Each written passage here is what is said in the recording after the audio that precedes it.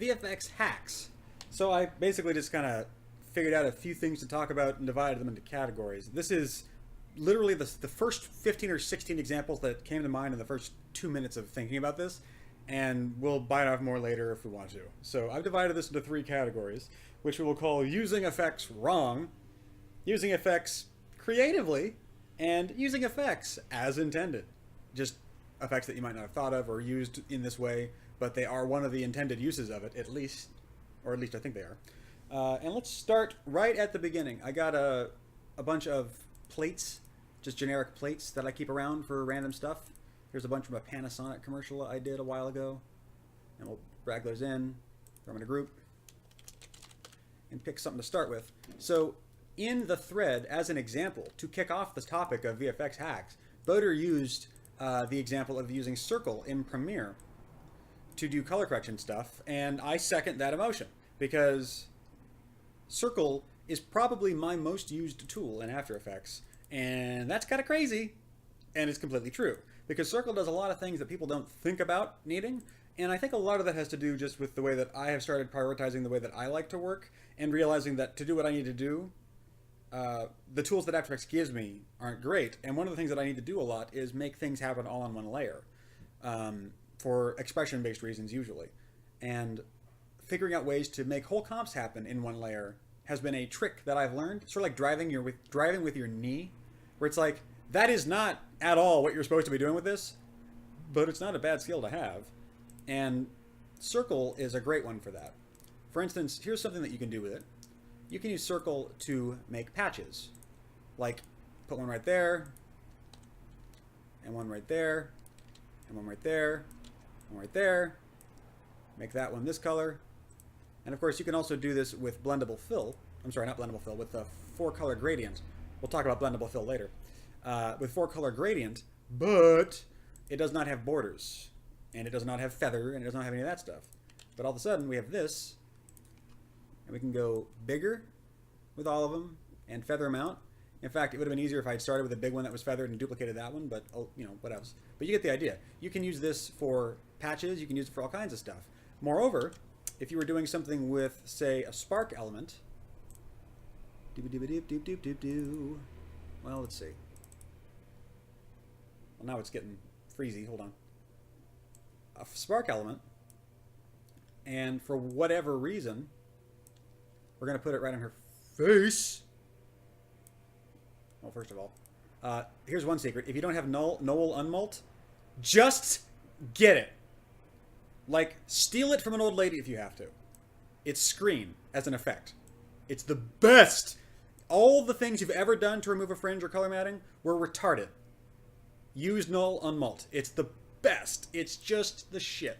Sorry, that's not a hack, but yeah. Also, sorry I said retarded. I know we're not supposed to say it anymore. I feel bad about it. But if you wanted to do something like this,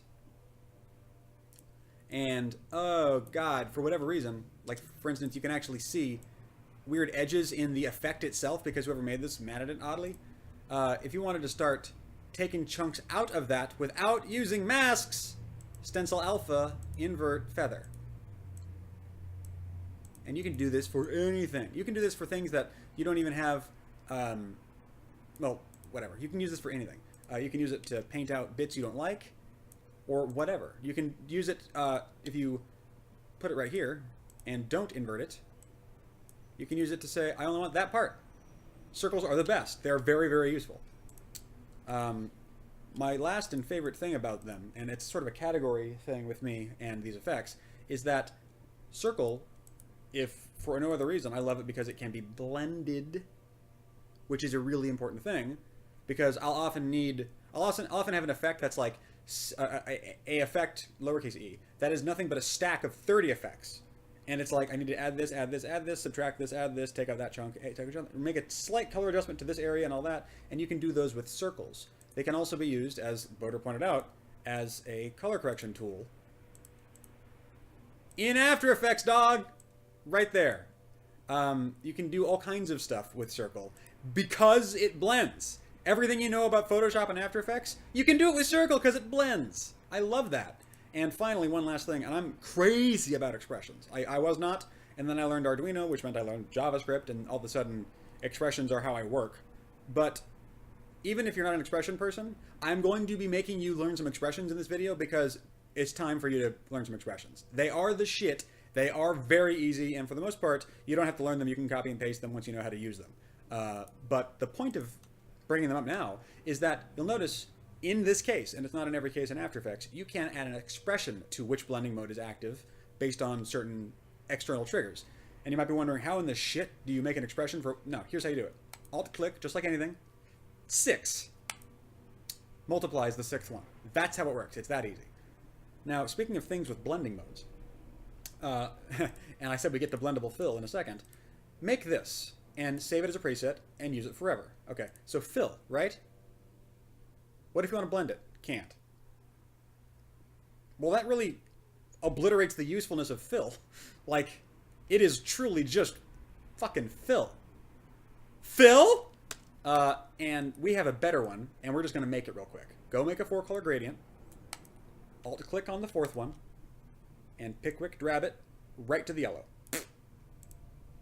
Alt-click on the stopwatch next to color 3, and then pick-whip it to the yellow. Alt-pick-whip, or Alt-click on color 2, pick-whip it to the yellow. Now make this some nice, fine, neutral color to begin with. Set it to normal. And save this as blendable fill. Okay? Now, here's why you like this. It can do anything. If you ever need a fill, you can do anything you want. You can blend it like you would want to be able to. You can even fucking fade it. Blendable fill, get on board. Using effects wrong. The third one in the same category, and it drives me in capital S sane. Yeah, I camel cased a word. It's psychotic, and I did it. That's how insane it drives me. Insane that there aren't 50 tools along the lines of circle that are way better. Like, for instance, hey dog, square. Excuse me, sometimes I need squares for things. Not necessarily because this is a visual effects shot in which a square fires a gun. It's just like, if you're building a complex element, or if you're doing something where you're just in the fucking woods and you need to throw a patch around or whatever, there is no square tool. That is dumb, in my opinion. There's really no good way to make most shapes. There are shape layers, but are there really? So here's how I do it. Obsolete basic text. Don't you fucking take this out! After Effects. Capital I.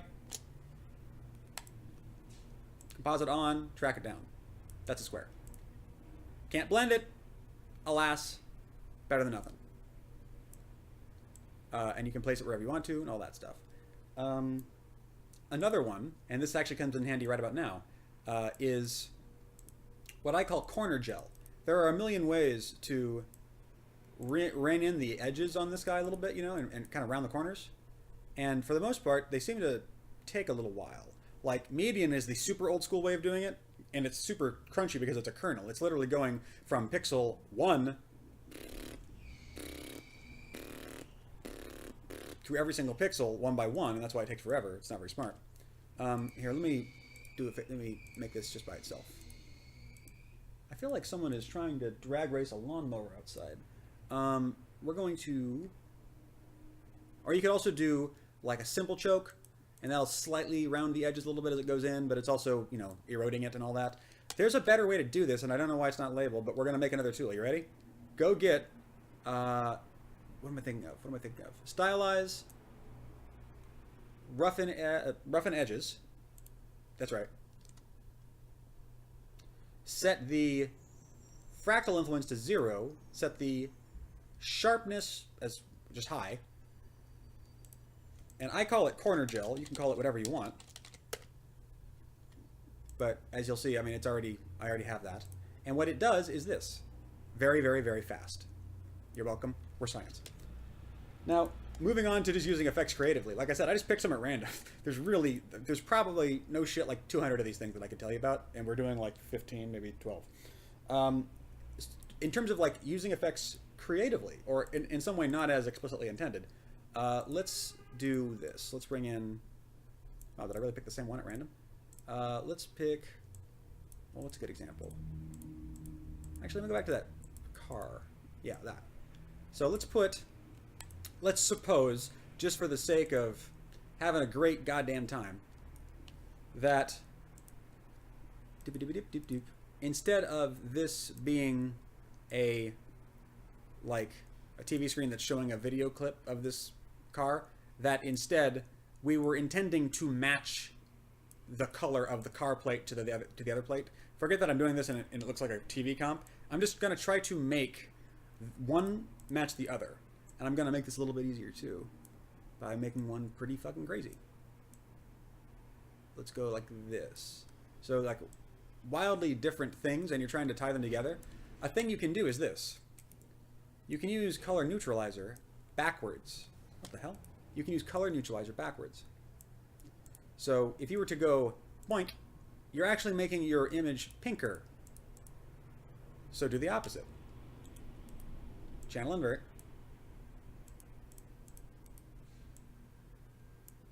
Now, pink. Delete the invert.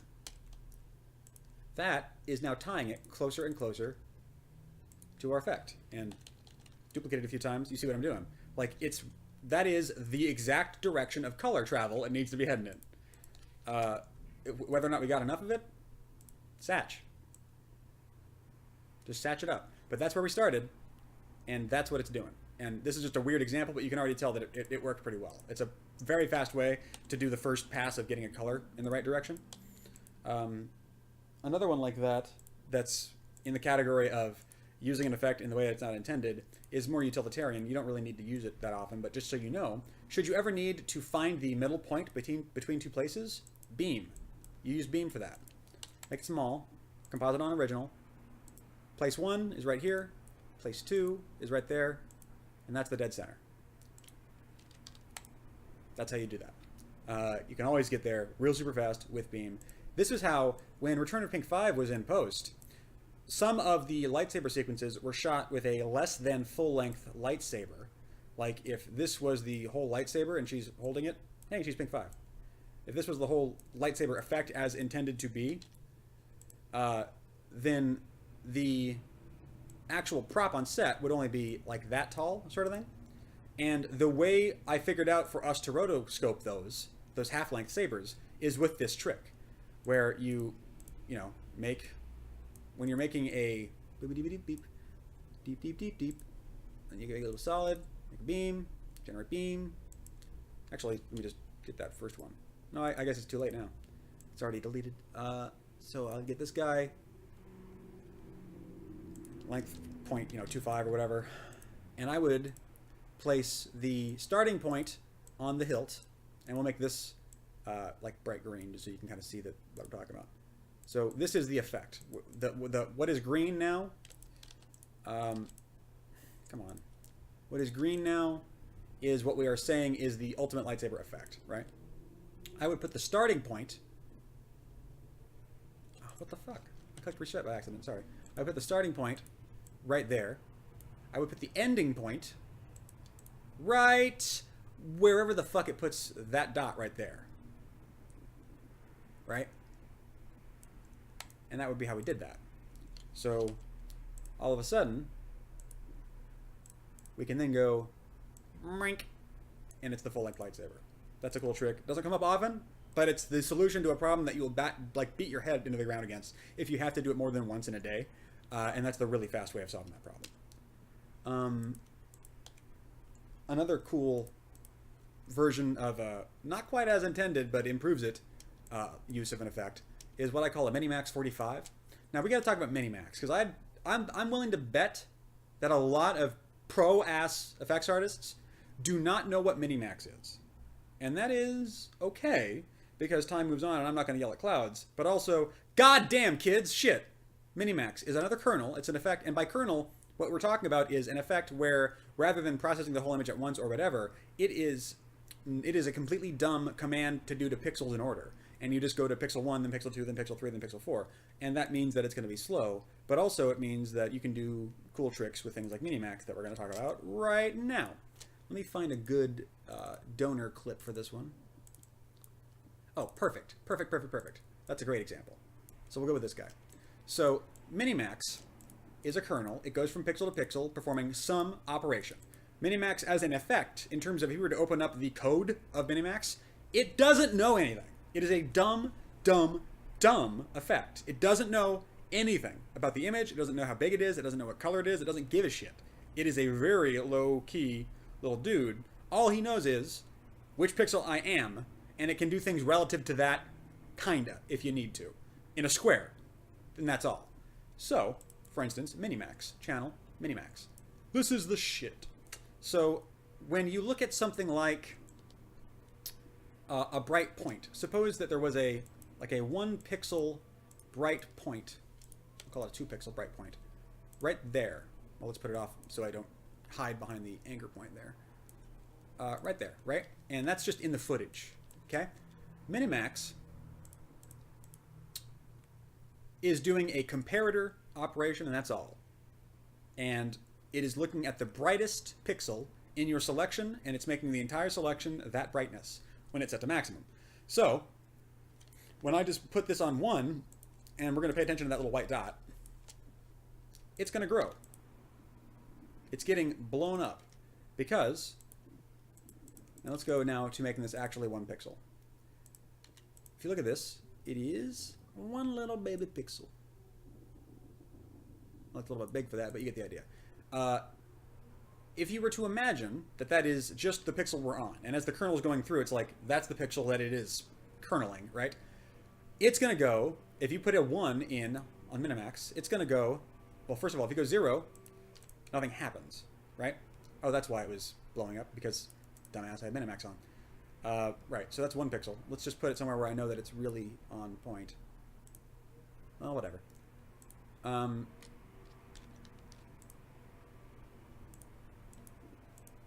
Okay, so that's 1 pixel, right? At 0, nothing happens. At 1, that pixel, if it's since it is the brightest, it is going to look now at this pixel and every pixel that is 1 around it. So here, here, here, here, here, here, here, here. And whichever one's brightest, the whole square gets that color. Since ours is brightest, it wins. If you put in 2, it goes back to that original circle, and it just does that twice. So it's like any one of these or the ring around it. And it gets bigger, right? And you can do this all the way up to my computer catches fire if you want to. Why does this matter? Oh, it doesn't. It doesn't at all. I'm just giving you the premise. Stick with me. Okay, what's minimum?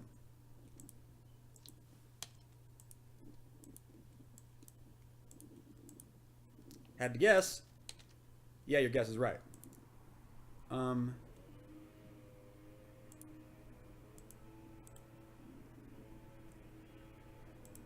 right.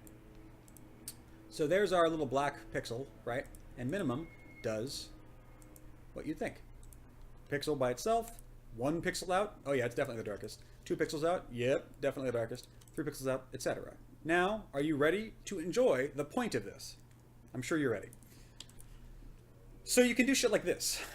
I don't like that black pixel. I want it to be gone. Is there anything I can do to select only features in an image of a certain resolution? Yes, there is. It's Minimax. Here's how you do it. If it's a dark thing, you go max to get over it, and it just disappears, right? But of course, everything else is getting ballooned and like eroded into itself and shit too. Like this looks like a photograph and then suddenly looks like a cartoon kind of. That's not okay. But here's why it's cool. Because you can add a second Minimax set to minimum 1. And it's not working with a version of this image that has a black pixel in it, so it doesn't know about the black pixel, so you just lose it. You also lose everything else that's that resolution. Look at the trees. You're just losing 1 layer of resolution, just 1 amount. But you can always do this, duplicate, and delete all that shit, and set it to difference. And now you have a mat of everything that's 1 pixel wide. Congratulations. You see where I'm going and why I picked this one. We're going to do it again, and I'm going to show you a little secret. You don't actually have to do that like that, because the same way we just did that to Minimax it like in 2 stages, you can just do max then min, and it happens auto-magically. So there's nothing at all, right? And we're going to go max first, then min, which means we are going to brighten, then darken. So the first step is to brighten those X's till they're gone, and then we darken them back. We darken everything back until we're happy with it. Now you wouldn't use this on the whole image because obviously it makes everything look fucking hilarious and cartoony. But look at that patch. Do you see that patch? How long did I spend on it? That's fast. That's really cool. Now this, and of course, like I said, we'll do this again. You can always use this guy to get a full matte of everything of a certain resolution should you feel like that's necessary. It's the shit, right? But that is Minimax, and I just gave you a matte of everything that's 4 pixels wide or smaller. Well, I guess 3 pixels wide. It's the center one, and then the one... No, it's 5 pixels. So it's the center one, and then 2 above it, 2 below it. So this is a 5 by 5 pixel. Everything that is that resolution, matte. So if you were doing something like isolating pores on skin in an incredibly shallow depth of field shot, you could do that. That's what this does. But it's not always perfect. And this workaround, I set all that up just so I could tell you the hack, but I want to make sure that you know Minimax because it's a really powerful tool for doing not effects, but building mattes and shit for effects. It's a really powerful thing to know about. But if ever you do need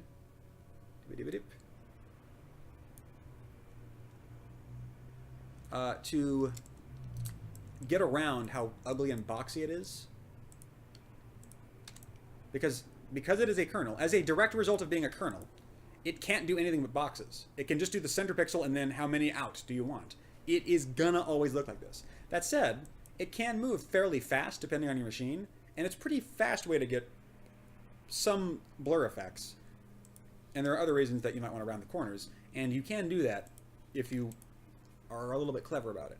So what we're going to do is, instead of doing a 10 like this, we're going to do a 5 and duplicate it. And then we're going to make a distort transform at 45 and duplicate that. Put that one between, duplicate it, put that at negative 45. You're welcome. Yeah, that's a trick you're going to use for everything from now on, I know. And all of a sudden, hey, look! Look at what we did. You don't even see what you did. We're looking at yourself because you think everyone is. Yeah. I love it. All right. Now, another weirdo trick that's really neat, and also utilizing an effect in the way that it is intended, just knowing a thing to do with it that wouldn't come to mind. Do you know the difference between luminance and lightness? Lightness has to do with black and white gradients. Luminance has to do with the effective feeling of brightness relative to the color. If you imagine the exact same brightness value being used for colors red, orange, yellow, green, blue, purple, yellow looks brighter. That's because yellow is more, luminant. That's luminance. Luminance is how bright the color feels just to look at it, regardless of brightness. That's luminance, kind of. You can use this trick backwards to your advantage and say, use a luminance to lightness converter. A conversion trick to make your fake yellow things look realer. Now, this is a weird example. Let's go with something more like fire. If I had pulled up, let's see, one of these guys, ground, sure. And this is real fire, so that's no fun. It would be cool if it was CG. Come on, come on, come on. Oh, good. Oh, good, good, good, good, good. Yeah, sure. Now, you see how that looks really, really fake? Sorry. Actually, let me just close this. How that looks really, really fake. We can, and let's suppose that it was kind of worse than this. Anything, just, some shitty too yellow thing. Like, it doesn't look real yet. And if you were trying to fix it and make it look right, you would probably be following instincts along the lines of, like, desatch and maybe rolling it a little bit in one direction or the other to try to get it to sit in there. Maybe it's an exposure thing, so you're going to try to expose it up, and you're just taking your element and just dragging it to hell and back. And that's what we do for a living, so shit, it's fine. But there's another way you can deal with this, and that is to think in terms of, why does it look fake? It's because things are glowing that shouldn't be glowing, color-wise. And it's hard to explain. I wish I had a better example than this fire. It's easier to explain when I come across the right example, and it's like, here, this is why you need this trick. But just so you know, here's how it works. We're going to add an adjustment layer. Fun fact, you can use any layer and just set it to an adjustment layer, which is what I do usually. But Uh, channel combiner. Now this shit, by the way, is amazing. In fact, I made a preset that does nothing but cycles through every single series of combination of froms and twos, because everything it gives you can be used as a matte. For instance, here, ever wanted this? Hue to hue only. Congratulations, those are just the colors in the image. That's just the pure colors in the image.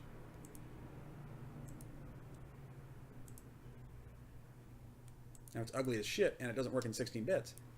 But those are just the core colors at the very base. If there is 0.1% more green there, that's green. Those are just your hues. Shit like this are why it's great. What if you wanted to do saturation multiplied to lightness? This is your saturation matte. Saturation to lightness. Actually, hold on. Lightness only. Saturation to lightness only. Congratulations, now you know how to get a saturation matte in After Effects. That's how you do it. Ready? Turn this back on. Reset. Just, you only have to click one, because everything else defaults to where you need to be. Luminance to lightness. And it just sucks out the bad yellow. In fact, here, let's use an old trick. And boop, boop, boop, boop, boop, boop. And not have this yellow here, because it's bumming me the fuck out. We're just going to snag a little bit of that wall color. We're going to go big, and you're like, shit, Teague, that looks terrible. And I'm going to be like, yeah, but dog, you're forgetting about the fun of fucking circle, because we can use a blending mode on it and no one gives a shit anymore. Hey, I solved the problem forever. Yeah, done. Circles are the best. I love them. So, this is what luminance to lightness does. Look at the yellows, and imagine that my point is being made better than this. Thank you. Look how crappy the yellows are. Less crappy. More crappy, less crappy. Now, just to indicate the principle, this is what it's doing. It is taking yellow, which, if it is this bright relative to orange, look, orange is darker than yellow, but they appear to be roughly the same brightness. This is saying the yellow should be way brighter. The luminance of yellow is such that the lightness is wrong for the color. We are going to fix that problem by making it the color it should be, because that's basically the idea here. Luminance to lightness really does tend to focus on yellows. I mean, it's going to focus on whichever are the brightest in luminance colors, and of course yellow wins. Like, look at the, like, blur your eyes. Where's the bright spot on this hue? You know, it's like yellow, and it'll catch some cyan too. But that's what luminance to lightness does. And while it does grain up your shit real fast, because in this case I'm doing 4 versions of the same shit, it can also, first of all, be used just generally to help things. When you have a render that looks like shit, this is one of those magic things you can throw on it and see if it helps. Just do it. Unless it's messing you up on a channel basis. This will fuck up your channels from then on. But also, I have found that's fine in a lot of the situations I've used it in. You just got to be careful. You got to know. You have to know what it means to be limiting something to a channel. But also, it's fine. And if you really are worried about it, you can always use this effect in one place to get the whatever the colors you need it to make for you, and then apply the colors to a 16-bit grayscale version of it, etc. But even if you're not going to use the effect as it is, you can use the principle that I just explained to you to know how to solve these problems from now on for the rest of your life. Take the yellows, desatch, lighten them. That's how you fix these problems. And that does work in 16 bits. Oh, fun fact, I don't know if you noticed this one yet, but Brandon Flight pointed this out to me when I was working on the horse movie, and I was furious because I didn't know until I looked up how recent it is, how long I'd been missing out on this, and it's one of my favorite tricks from Photoshop. Photoshop has a tool called Fade. It's one of the oldest tools in the thingy, and they've actually they changed the shortcut to it lately because no one uses it anymore. But it is like the effect I just put on there. I want to blend the original pre-effect version back on at some level. Well, you can do that now. Every effect in After Effects, at the bottom of it, compositing options, fucking fade! They have it now. I am so glad this exists. I was mad because I thought it had existed for like more than a second longer than I didn't know about it, and I was about to throw some shit. But it is a wonderful thing to have. You're welcome. Every effect has that, as far as I know. Another cool trick along the same lines dealing with fire. In fact, you know what? This is a good place to let's try some theories here. Let's do this. let's keep this comp for funsies, and let me show you this other thing. So, you know Colorama, which you've never played with? Because, what the fuck? There's a lot you can do with this. Play with Colorama, kind of a lot. Like, drink a few beers and fiddle with it for a while, because it is the shit. By the way, another tool like that, life hack, Extract is the best tool in After Effects for almost every Luma map. Related thing you need to do. Just learn it. It's not the best, but it's the strongest way to do a lot of things that I've found. It's the strongest, fastest, easiest, simplest way to do a lot of things. Try this. Output cycle. So input phase is like the pixels or whatever. If it was a gradient map, this would be doing a, here.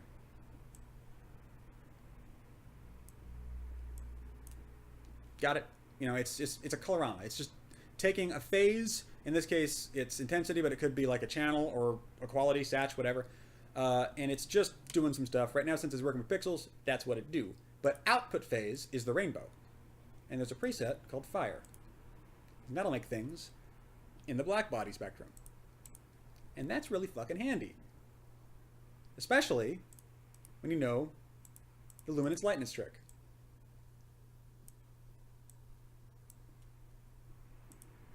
Bad shitty? Getting better, actually. Hey, look! I got free fire colors, and they look pretty good. A little red. Gotta roll those back. But, hey! Oh, by the way, this individual HLS thingy that I never use, and I'm assuming you avoid too, because it's different. I don't like it. It's got an easy hue roller on it, and it's got an easy satch on it. Also, fun fact, if you don't know about Vibrance, Vibrance is another cool tool. Right here. Vibrance is the opposite.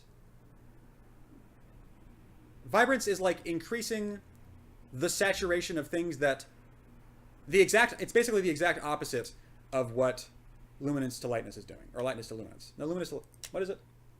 Luminance to lightness. It's basically doing the opposite. Vibrance is the quality that is being taken away by luminance to lightness is being added by vibrance, more or less. Another cool thing, and you can use Colorama to get all kinds of neat shit, by the way. It's not just that. But I have used it for getting fire colors so many times. Dozens, hundreds of times. No, not dozens, hundreds of times. Just because something needs to be more like fire colored. It just happens a lot. And boom, fire. Useful trick. Another one, and I think this is the last of the using effects creatively, has to do with spill suppression. And I know we all have tools for this now, but just so you know, it's kind of neat. By the way, do you know you can do invert in different funny ways? You can do like a satch invert. You can do all kinds of fun stuff. Play with that. A quad invert or a phase invert. These are neat. But what we're going to do here, I'm just going to roll this over to green a little bit.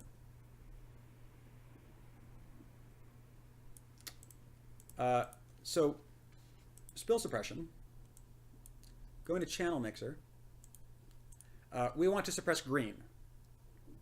Make green 0, and make green red 50 and green blue 50. Where's the green? Lost it all. Now, you'll notice this is also negatively affecting some other stuff. So here's the trick for getting around that and making this a totally, like, a great spill suppression plugin that I know that a buddy of mine makes, that he sells, that has sold like 10,000 copies, is just doing this. So you got your, and you can do this as like, think of this as an adjustment layer. Okay, so now this is transparent. It's just an effect, right? And I'm putting that on top of there. Right? Add adjustment. Set it to darken. Done. Yeah. It's so pretty. Those channels. All right. So now we're moving into the last chunk here. This is using effects as intended, more or less. I do a lot of things that start as a solid and then become an element, typically involving fractal noise. And fractal noise, while it blends, it doesn't have a stencil, it doesn't have alpha, and I wish it did. As far as I know, there's not a great reason it doesn't, but that's just the way these things go. At least you can keyframe it. But whatevs. You can do stuff like... Let's crank this up a little bit. By the way, soft spline is almost always better for everything I'm doing, just so you know. I just sort of reflexively make that spline these days. Also, by the way, just so you know, complexity is, unless if you have been thinking in terms of that's just a variable, no man, it really messes with your processing speed. Make that as low as you can get away with every time. But I often do things that start like this, and then maybe, like, for instance, say I am making, well, this is the dumbest way of doing this, but let's say I'm making a little poof of smoke or some shit. Make a black circle. I'm going to set it to normal, so it's just being comped on top of there. Going to invert it, going to blow it up like this. And I want to feather it because I want to make it look right. But then I'm going to do another levels so I can make it sort of edgy in different places and kind of do that. And then we're going to just see if I get any better results by feathering it more. And just kind of do this and all that. And cool, I got that. I made like a matte for whatever I want. Now I want that to be a alpha element, not a luma element. Shift channels is how I do that. Alpha from lightness. And now we're like that. Right? Now that's how I used to do this, and it's perfect for a lot of things. Of course, it does leave a bad color matting, so at this point, usually I would have to do something like this, generate fill and make it white. Right? But now I've got that on alpha, which is great, I guess. Not, you know, shift channels. Takes things into the alpha space. The better solution to this kind of problem, you may have already forgotten it, and if so, you deserve to hear it again. No! Get null on mults! It's perfect! Anyway, another one like that. Another effect that, this is actually the right way to use it, just no one knows about it, is, well, there's two of them. Calculations and CC Composite. CC Composite is the one I use. I used to use calculations more, now I use CC Composite more, because Composite I find to be a little bit more predictable, but calculations is more powerful, and you can do cooler and crazier stuff with it if you play with it more. But these allow you to do things like, let's say I was doing something like this, for any reason at all. I can do this. Channel CC Composite, lighten. And now I got those edges. Or overlay, etc. These allow you to do something to the plate, comp it a little bit, and then, like, it's really hard to explain. Damn it, I wrote this down because it's a tool you should know about, but I'm having a hard time coming up with an example for when I use it. I use it, no shit, 30 times a day on a regular work day. It's just, I'm having trouble remembering what I use it for. But it could do something like,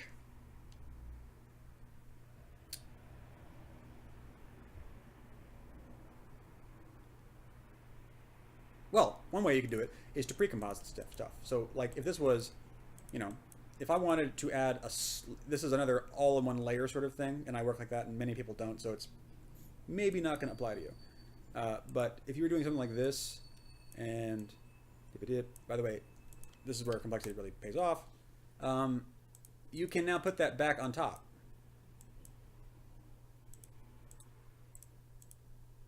Shit like that. It's just great to have. And another one that's like that is calculations, channel calc. And this one lets you do it with this layer or any other layer.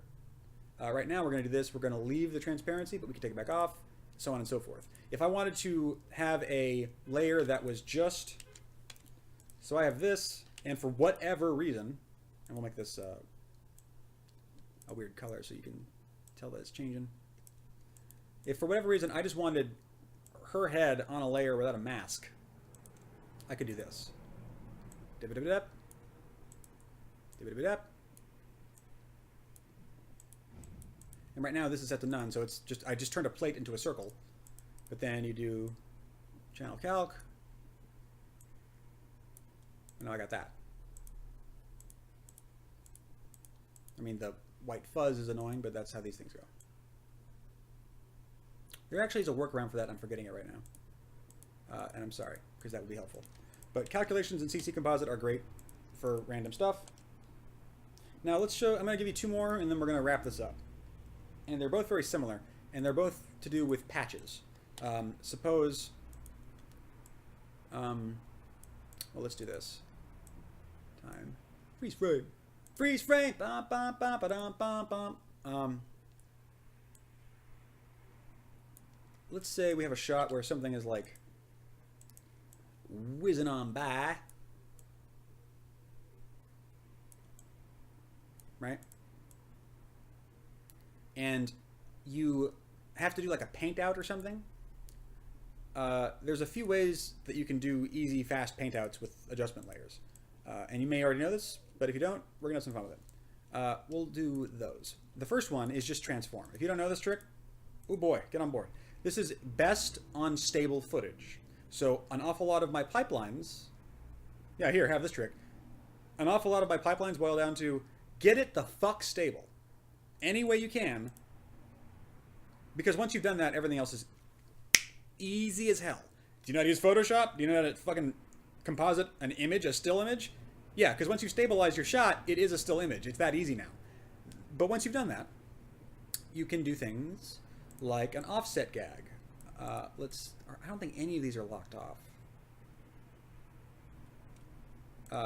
But suppose, okay, we'll just look at the still frame and maintain it.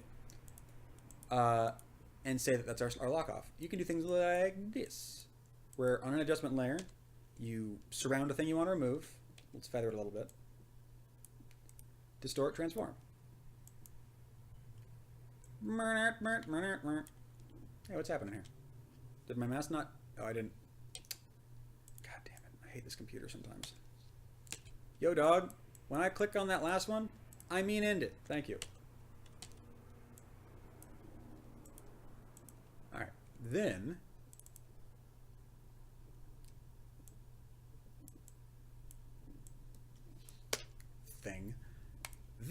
position. You know, just tweak it over, put it where you need to. And sometimes this, like, I can count the number of shots that I have done for film and television that only needed this in the hundreds. It is a really powerful tool. In fact, you can do stuff like this, set it to lighten if you're really worried about it, and then darken it a little bit. Like it's sort of generally over lighting that area a little bit, you see? If you're saying, no, I don't quite see. Hey, that's a great job for channel combiner. How about we grab one of those and take a real close look at just the lightness. Well, whatever. You can set it to lighten. So we know that it is lightening the X, but it's also lightening everything else, which is a problem. You know, like before, after. That is definitely getting a little bit brighter. But if you set it to lighten and then darken it, it'll just lighten the X. Right? Just bring it down enough that the X appears, and then lift it back up. Ta-da! So that's one of the ways. Another one would be something more like,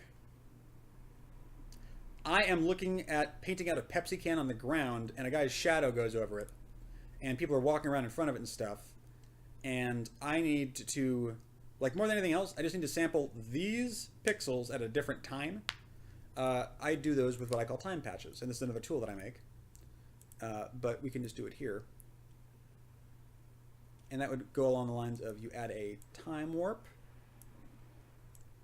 whole frames, source frame, and my tool is just an expression that runs whatever the current time is, and then I can go +1 frame, +2 frames, -1 frame, -2 frames, or hold position on a certain frame, depending on how I use it.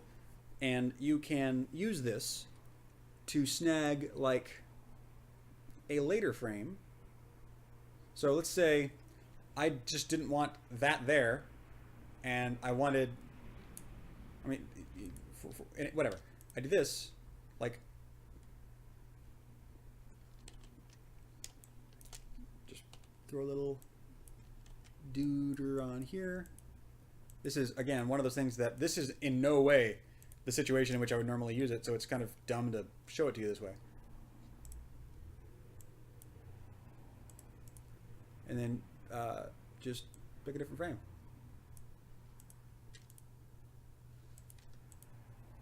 Again, this makes sense when it's stabilized and really doesn't when it's not. But time patch is a big deal too. And I guess that wraps it up for what the ones that I had intended to do. Again, the list that I was looking at that I had wrote in advance says circle patch, blendable fill, basic text for blocks, corner gel, inverted color neutralizer, center point with beam, minimax 45, luminance lightness, colorama fire, spell suppression, shift channels, calculations in composite, transform patch, time patch, and it's not on the list, but since we've already hit it twice, let's hit it for the third time, 3 times the charm, we're out. Null unmote, buy it, buy!